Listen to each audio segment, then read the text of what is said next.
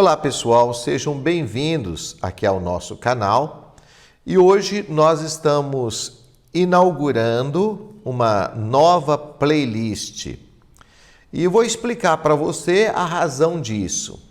Eu sempre gosto de trabalhar um texto mais religioso, mais de espiritualidade, mas também gosto muito de pegar alguns autores da nossa literatura para comentar sobre eles. E eu quero comentar nessa sequência de vídeos que vou produzir aqui, um pouco sobre Guimarães Rosa. Um pouco com medo também, porque eu não sou a pessoa mais balizada para falar sobre Guimarães Rosa. Já tem muita coisa boa na internet e eu quero dar a minha contribuição também. E o que me leva a pesquisar, a falar sobre Guimarães Rosa? O que me encanta na literatura do Guimarães Rosa? Não é por questão de bairrismo, de ele ser mineiro, aqui mora próximo de nós, até aqui na cidade de Pará de Minas, nasceu aqui perto de nós, mas como ele trabalha a dimensão do mistério. E o mistério, o não dizível, aquilo sobre o qual não se pode expressar na literatura dele.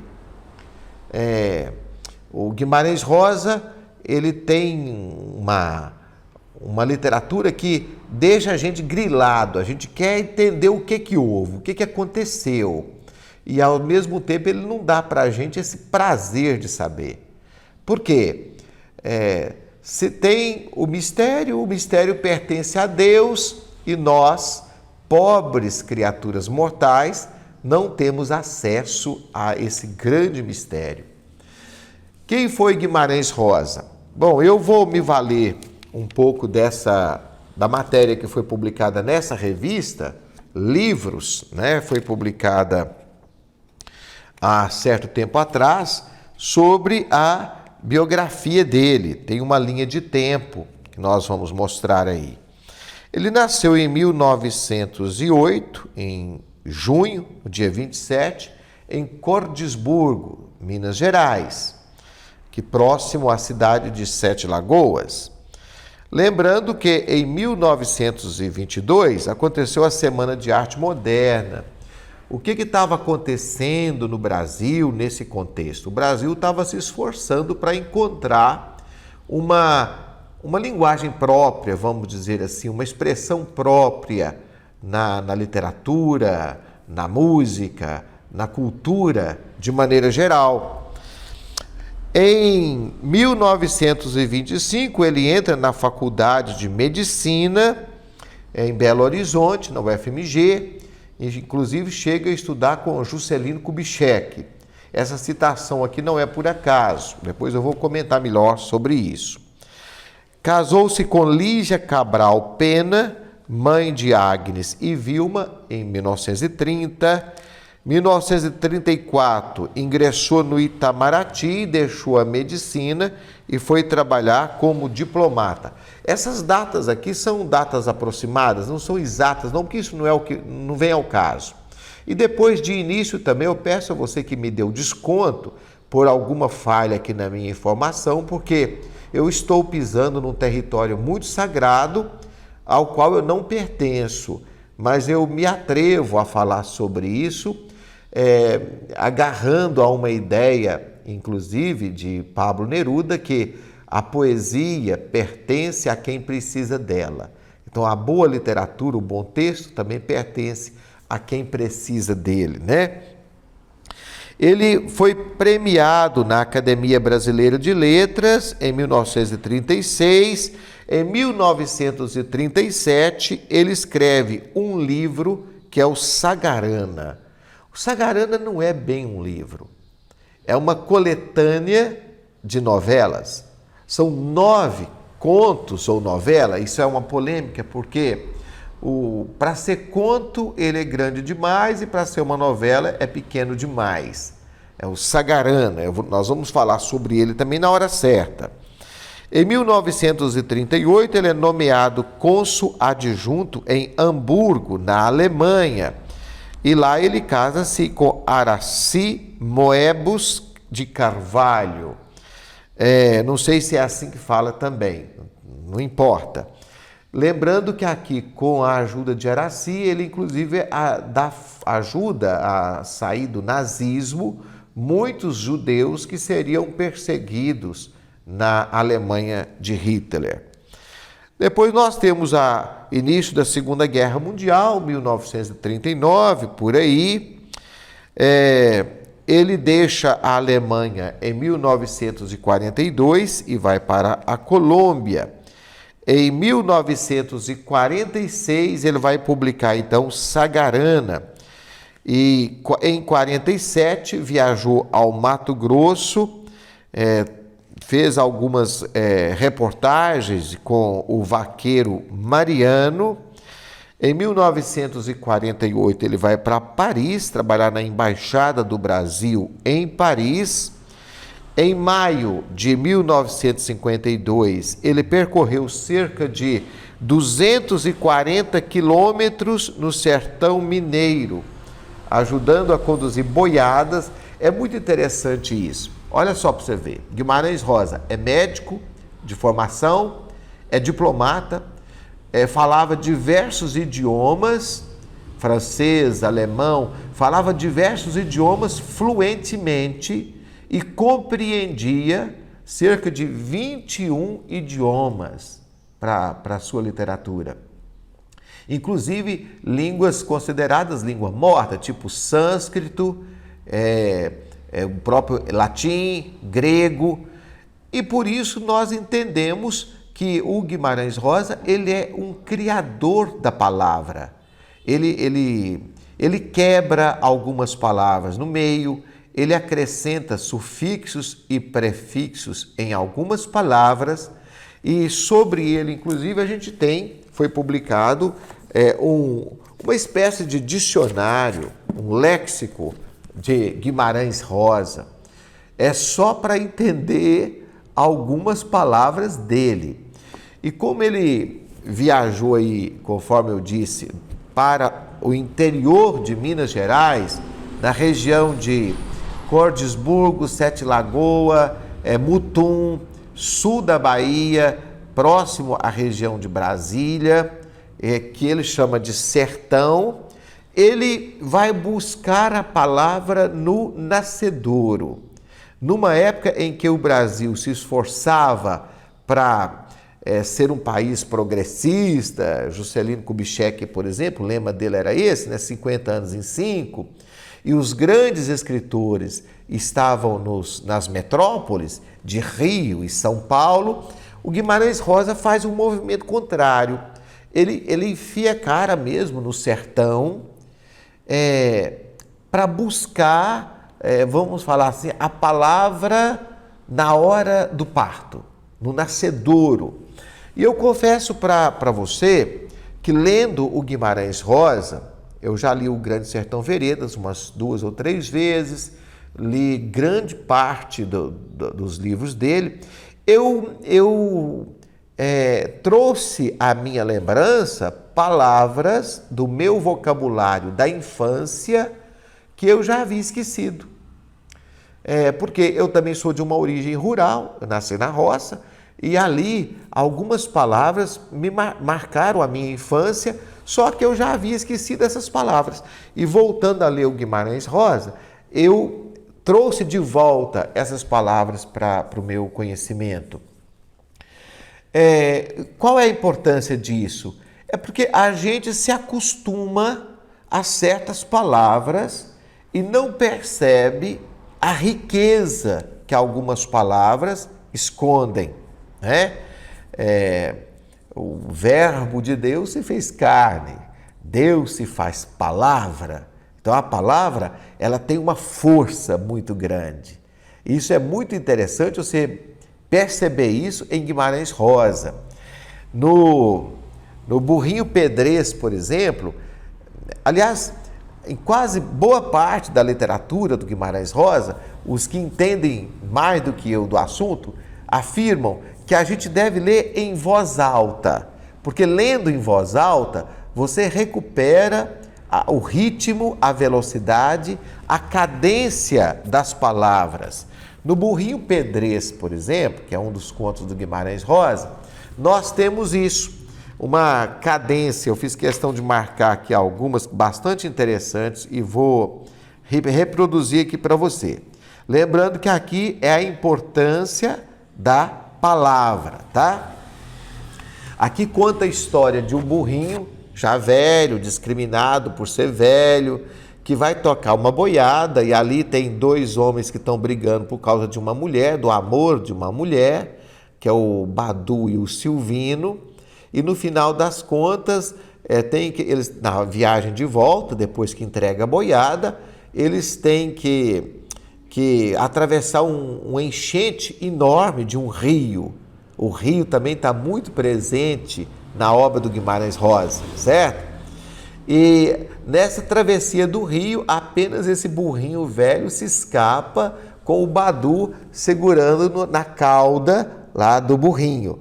Porque esse burrinho velho, discriminado, sem valor, é o que tinha experiência para enfrentar a enchente. Então aqui ele, no conto dele, dá a impressão que a gente também está montada no burrinho tocando a boiada. Quer ver? Badu vem ao animal. Verifica-se a cilha, está bem apertada. Ajeita por um são caminho de ideias o seu próprio correão da cintura. Pula, descancha no arreio e o potro rompe-plá. Esconde o rabo e funga e desanda no estardalhaço de peixe fera pego no anzol. Se empinou, dá um de anca, se empina, saiu de lado, ajuntando as munhecas, sopra e bufa, se abre e fecha, bate crina, parece que vai disparar. Isso aqui é fantástico, né? O jeito que ele escreve. Estou comentando aqui, depois nós vamos fazer diversos vídeos sobre alguns contos do Guimarães Rosa, né? Mais uma cadência aqui, ó. Galhudos, gaiolos, estrelos, espácios, combucos, cubetos, lombunos, lombardos, caldeiros, cambraias, chamurros, churriados, corombos, cornetos, bolcavos, borralhos, chumbados, chitados, varreiros, silveiros, e os tocos da testa do mocho macheado e as armas antigas do boi cornalão. Aqui ele está falando as características dos bois, né? Inclusive eu tive dificuldade aqui para entender o que significa, por exemplo, chitados, chumbados, borralhos, bocalvos, são as características dos bois na boiada, né? Outra situação aqui, estampa de boi brioso, quando corre bate caixa, quando anda amassa o chão. Não dá a impressão que você está montado nesse burrinho aqui, tocando a boiada, né? É muito legal. Então ele percorreu mesmo o interior de Minas. Isso faz com que ele seja um escritor regionalista. Aqui nós temos que entender uma coisa. É um regionalismo universal, porque ele trata no universo do sertão a problemática humana, que está em todas as realidades humanas. A questão do bem e do mal, o sentido da vida, a dimensão do mistério que aparece sempre nas relações humanas. Aliás, por falar em mistérios, em situações onde o imaginário religioso está muito presente, no texto maravilhoso Campo Geral, eu anotei algumas coisas.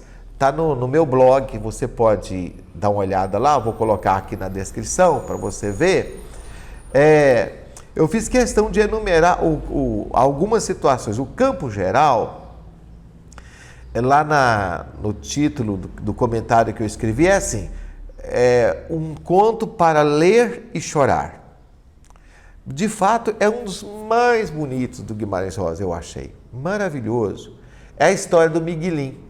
O Miguelim, que é um menino pobre, franzino, vive os seus conflitos de criança no mutum.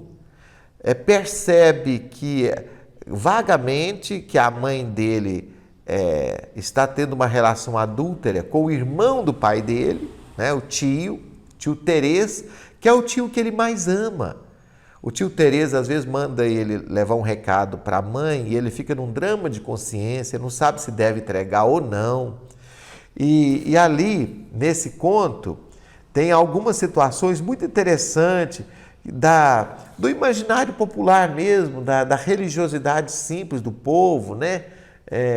Nós somos um povo formado por portugueses, né? O português medieval, o africano e o índio. Então a gente é muito supersticioso por natureza, ou religioso por natureza.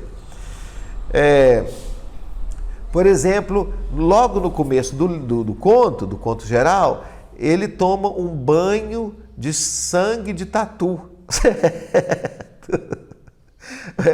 Acredita que o sangue do tatu vai melhorar a anemia do menino e a fraqueza do menino. Coitado, então ele joga a mãe dele, a avó Isidra. A avó Isidra é rigorosa, é um personagem azedo, austero. Ela bota o menino na bacia, sangra um tatu e deixa o sangue escorrer sobre o menino, né? E ele narra essa situação aqui, o Miguelim. Tem outras situações, por exemplo, na hora da chuva brava, né? Eu fiz questão de mostrar aqui no texto que eu escrevi, depois você dá uma conferida lá para você ver. Daí deu um trovão maior que assustava, o trovão da serra do Mutum-Mutum, o pior do mundo todo, que fosse como podia estatelar os paus da casa. Corda de vento entrava pelas gretas das janelas, empurrava a água, molhava o chão, para rezar todos. Drelina chamava, Drelina é a irmã, né? Chica e Tomezinho, também são irmãos do Miguelim, estavam escondidos debaixo da cama. Agora não faltava nenhum acerto de reunidos de joelhos diante do oratório. Até a mãe, quando ele fala até a mãe, eu imagino que a mãe não fosse de muita oração, né? Mas na hora do medo, né? Está rezando também. Vovó Isidra acendia a vela benta, queimava ramos bentos, agora ali dentro era mais forte. Santa Bárbara e São Jerônimo salvavam de qualquer perigo de desordem. Se o povo todo se ajuntasse rezando com essa força desse medo, então a tempestade no átimo não se esbarrava. É interessante também a gente observar nesse conto, né, do Campo Geral, que ele fala a história do Miguelim, das devoções que aparecem de Mãe Tina, por exemplo. Mãe Tina era uma escrava, uma ex-escrava negra, que trazia todo o imaginário africano, né? Com a colher de pau, Mãe Tina mexia a goiabada no tacho, fumaça para lá, dinheiro para cá.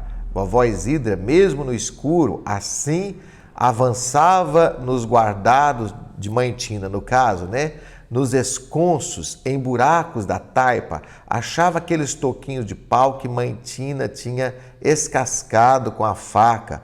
Eram os calunguinhas. Vovó Isidra trouxava tudo no fogo sem dó. Eram santos desgraçados. A gente nem não devia de consentir-se. Mãe Tina oferecesse aquilo para respeito de se beijar. Bonecas do demo, casumbos, a gente devia era de cuspir em riba.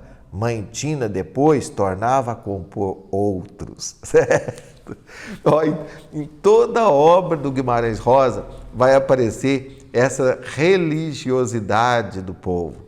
As histórias até de pacto mesmo com o mal, né? No clássico Grande Sertão Veredas dele, isso aí vai render muitas páginas. O jagunço Riobaldo, ele quer se tornar poderoso para vingar a morte do pai de Diadorim e por isso ele vai fazer um pacto com o demo, né? E a história não deixa a gente sempre no suspense, porque a realidade, o todo da realidade, por Guimarães Rosa, a gente não consegue captar. Não consegue captar. O rio, por exemplo, o rio aparece no conto famoso A Terceira Margem do Rio, aparece nessa condução da boiada, no conto da condução da boiada, do burrinho Pedrez. O próprio nome Riobaldo, o rio, então, ele é um mistério, porque o rio, ele é quase eterno e está sempre se renovando. Heráclito, por exemplo, o filósofo grego, dizia que a gente não banha duas vezes nas mesmas águas do rio, porque na segunda vez a água já renovou. O rio é o mesmo, mas as águas estão sempre se renovando. E o rio tem a dimensão do profundo, do mistério, né? E no conto A Terceira Margem do Rio é muito interessante, porque o que é essa terceira margem do rio? Porque o rio, na verdade, tem duas margens, não é? Mas ele fala de uma terceira margem. Nós vamos comentar isso aqui também depois. Bom,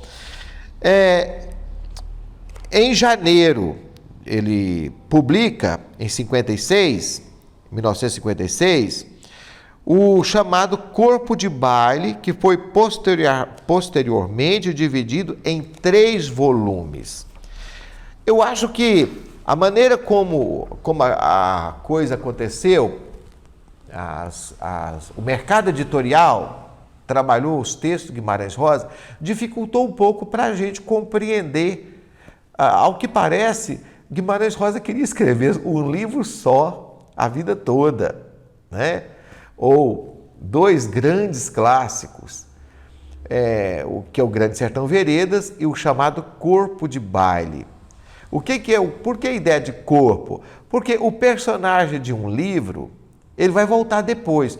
Como a obra foi fatiada, o Miguelin, por exemplo, ele vai voltar, o Miguelin do Campo Geral, ele vai voltar depois na novela Buriti como Dr. Miguel, o veterinário.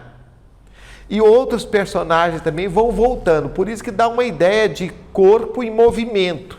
Os personagens, eles andam nos diversos romances. Então, o Corpo de Baile e o Grande Sertão Veredas eram 2 grandes obras de mais de 1000 páginas cada uma. Mas, por questão de mercado editorial, ele foi fatiado, o Corpo de Baile. Então, eu acho que isso aí dificultou um pouco a compreensão da obra como um todo, né? O próprio Guimarães Rosa fala isso. Quem mostra isso para a gente é a Regina Pereira, que é uma pessoa que trabalha com a língua portuguesa, numa entrevista que foi dada ao blog Acelera Texto, da Fernanda Pompeu. Esse é um blog que ajuda a pessoa a escrever na internet. E lá ela lembra uma fala de Rosa depois da publicação do Sagarana. O bom seria fazer-se um livro só, de 5.000 páginas, que seria escrito e reescrito durante a vida inteira. Ou, que beleza, 3 gerações de romancistas, pai, filho, neto, trabalhando num roman-fleuve catedralesco, pétreo, trigeneracional. Essa ideia de roman-fleuve, quer dizer, é um romance em forma de rio. Então, nós temos, na verdade, grandes obras. E só que uma delas é o Corpo de Baile e ela foi fatiada por questão do mercado editorial. Gente, para finalizar, nesse primeiro vídeo, que é um pouco mais longo e a gente demorou um pouco mais para fazer, eu só quero mostrar para você onde eu pesquisei para fazer essa sequência de vídeo, essa playlist de hoje. Então, o primeiro foram o conjunto de ficções completas do Guimarães Rosa. Aqui no volume 1 vai falar, vai trazer uma introdução geral, a fortuna crítica, a cronologia da vida e a obra dele e um diálogo de Guimarães Rosa com um entrevistador. E também as obras Sagarana, Manuelzão e Miguelin, no Urubuquaquá, no Pinhém e Noites no Sertão. Isso aqui já está todo lido para a gente fazer esse trabalho. No segundo volume da ficção completa, nós temos Grande Sertão Veredas, Primeiras Histórias, Tutameia, Estas Histórias e Ave Palavra. Tem, conforme eu já mostrei para você, o léxico do Guimarães Rosa, né? A novela Noites no Sertão e Dão da Lalão, do Corpo de Baile. Alguns autores que comentam a obra dele, por exemplo, comentário sobre o Conto do Morro, onde essa escritora, Heloísa Vilhena de Araújo, ela vai analisar a obra dele a partir da mitologia, porque ele vai viajar assim em 7 fazendas e cada fazenda tem o nome de um deus da mitologia, o proprietário da fazenda. Temos também esse trabalho aqui da Ana Maria Machado, o Recado do Nome, que ela vai analisar o que significa alguns nomes na obra de Guimarães Rosa, que é muito interessante, ficou esse trabalho dela, né? E também a questão do bem e do mal em Guimarães Rosa, que é um outro livro que estou lendo. Fora algumas publicações na internet que nos ajudarão a compreender esse autor. Peço a você que também deixe aqui o seu comentário, faça a sua contribuição, pode corrigir aqui também se a coisa não estiver correta, que a gente põe uma observação aí nos próximos vídeos, tá bom? Um grande abraço para você, seja bem-vindo, boa leitura e bom proveito aqui nesse trabalho nosso, no nosso canal.